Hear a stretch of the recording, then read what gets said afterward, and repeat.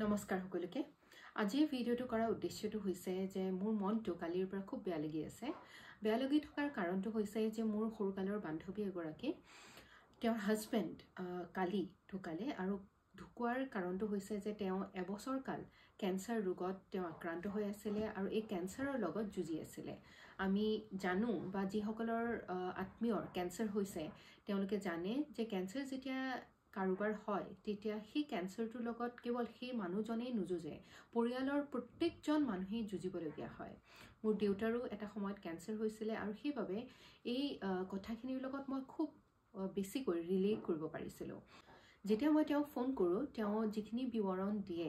এই সময়ছোৱাত এই দীৰ্ঘদিনীয়া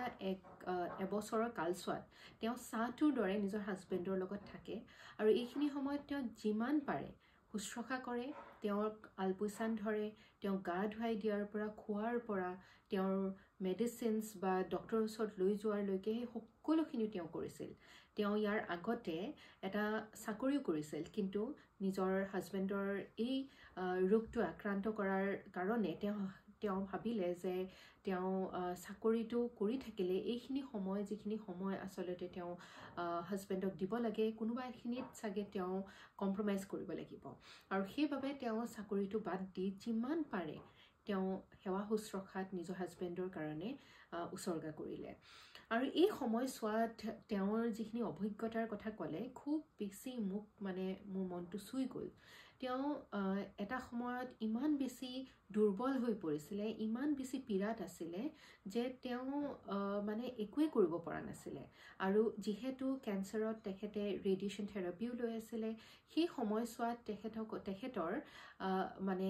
তেখেতৰ এইটো অনুভৱ হৈছিলে যে ৰেডিয়েশ্যনৰ কাৰণে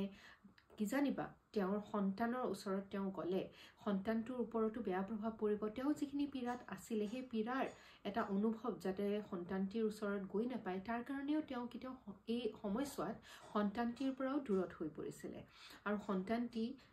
যাৰ মাত্ৰ 6 বছৰ সি মাজে মাজে মাকক প্ৰশ্ন কৰে যে দেউতা কেতিয়া ঠিক হ'ব কেতিয়া তোমালোকে মোক স্কুললৈ লৈ যাবা মোৰ স্কুললৈ দেখোন কেৱল ককাহে যায় মোৰ দেখোন মা দেউতা নাযায় তোমালোকে দেখোন মোৰ স্কুললৈ নোযোৱা বাকী সকলোৰে পেৰেণ্টছ আহে সকলোৰে মাক দেউতাক আহে কেতিয়া তোমালোকে মোক মোৰ স্কুললৈ লৈ যাবা মোৰ অনুষ্ঠানবিলাকলৈ যাবা এনেকুৱা ধৰণৰ সৰু সৰু প্ৰশ্নই তেওঁলোক দুজনকে বহুত বেছি আঘাত দিছিলে বহুত বেছি মানে দুখিত কৰি তুলিছিলে কিন্তু এটা সময় এনেকুৱা আহিছিলে যিটো সময়ত সৰু ল'ৰাটো তেওঁলোকৰ সন্তানটিও বুজি পাইছিলে যে দেউতাকৰ আৰু আৰোগ্য হোৱাৰ কামনা আচলতে কোনেও ভালদৰে কৰিব নোৱাৰে আৰু এটা সময়ত এনেকুৱা পৰ্যায়লৈকে পাইছিলে যে তেখেতৰ ৰোগটোৱে বহুত বেছি তেওঁক গ্ৰাস কৰিছিলে আৰু একেবাৰে পিছৰ সময়ছোৱাখিনিত মানে চকুৱে নাকে তেখেতৰ তেজ ওলাই আহিছিলে আৰু তেজৰ লগতে অন্য কিছুমান এনেকুৱা পৰ্যায়লৈ গুচি গৈছিলে যে মই আচলতে বিৱৰণ দিব নোৱাৰোঁ আজি মোৰ ক'বলৈ বেয়া লাগিছে আৰু সেইখিনি সময়ছোৱাত মোৰ বান্ধৱীগৰাকীৰ এনেকুৱা অনুভৱ হৈছিলে যে ভগৱানে আৰু এই মানুহজনক যাতে পীড়া নিদিয়ে তেওঁ লৈ যাওক আৰু ভাবি চাওকচোন মৰম ভালপোৱা কেনেকুৱা এটা পৰ্যায়লৈ পাবগৈ পাৰে যে আপুনি আপোনাৰ প্ৰিয়জনৰ কাৰণে আপুনি মৃত্যু কামনা কৰিছে কেনেকুৱা এটা জীৱনৰ মানে এটা অধ্যায় নহয় জানো আমি আচলতে জীৱন মানেনো কি জীৱনত আমি কি বিচাৰিছোঁ জীৱনৰ সংজ্ঞা কি আমি কোনেও দিব নোৱাৰোঁ কিন্তু কেতিয়াবা এনে ধৰণৰ অনুভৱ হয় যে যিসকল লোক আচলতে এটা ভাল হৃদয় লৈ পেলাই জীৱন যাপন কৰিছে কাৰো অন্যায় বিচৰা নাই কাৰো ক্ষতি কৰা নাই তেওঁলোকে কিয় এনেধৰণৰ এটা মাৰাত্মক ৰোগেই হওক বা বিভিন্ন পৰিস্থিতিৰ লগত যুঁজিবলগীয়া হয় আৰু এই যুঁজবোৰে বহুখিনি প্ৰশ্ন উত্থাপন কৰে কিন্তু এই প্ৰশ্নৰ উত্তৰ আমি চাগে কোনেও বিচাৰি নাপাওঁ সেইবাবে মই আজিৰ দিনটোত খুব বেছি মোৰ মনটোত এইখিনি কথাই ক্ৰিয়া কৰি আছিলে আৰু এই ক্ৰিয়া কৰি থকাৰ অৱস্থাত মই এটা কথা কিন্তু উপলব্ধি কৰিছোঁ যে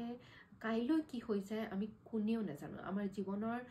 পাতত কি লিখা আছে কাইলৈৰ দিনটোত আমি নাজানো আৰু আজিৰ দিনটো যদি আমি পাইছোঁ আজিৰ দিনটো আমি উদযাপন কৰিব লাগে আমি নিজৰ প্ৰিয়জনক যিমান পাৰোঁ মৰম দিব লাগে আৰু যে ইমান আমি মানে লাগে ইটো লাগে সিটো লাগে পিছত আমি দৌৰি থাকোঁ কেতিয়াবা আমাৰ ওচৰত যি আছে সেইখিনি কথা আমি উপলব্ধি নকৰোঁ সেইখিনি কথা আমি সেইখিনিৰ প্ৰতি আমি কৃতজ্ঞতা নজনাওঁ আৰু সেইবাবে মই আজি উপলব্ধি কৰিছোঁ যে আজিৰ দিনটোত মই যিখিনি পাইছোঁ যিখিনি সা সুবিধা পাইছোঁ যিখিনি মই যিটো স্তৰত জীৱনে আজি মোক আনি থিয় দিয়াইছেহি সেই স্তৰত থাকি মই যদি এজনৰ মনতো হাঁহি বিৰিঙাব পাৰিছোঁ এজনৰ উপকাৰ কৰিব পাৰিছোঁ তেতিয়াহে আচলতে মোৰ জীৱনটো সাৰ্থক হৈছে বুলি মই অনুভৱ কৰিব পাৰোঁ আশা কৰিছোঁ এইখিনি বাৰ্তা আপোনালোকৰ লগত ভগাই লোৱাৰ বাবে আপোনালোকেও কিছু সংখ্যক হ'লেও মোৰ কথাখিনিৰ লগত ৰিলেট কৰিব পাৰিছে আৰু এই যিটো ডাঙৰ ৰোগ বা যিকোনো ধৰণৰ পৰিস্থিতিৰ লগত বিভিন্নজনে যুঁজি আছে প্ৰত্যেকজন আমি আচলতে যুঁজাৰু এই প্ৰত্যেকজন যুঁজি থকা ব্যক্তিক আমি সকলোৱে ইজনে সিজনক আমি আচলতে সহায় কৰিব লাগে আৰু সঁহাৰি জনাব লাগে ধন্যবাদ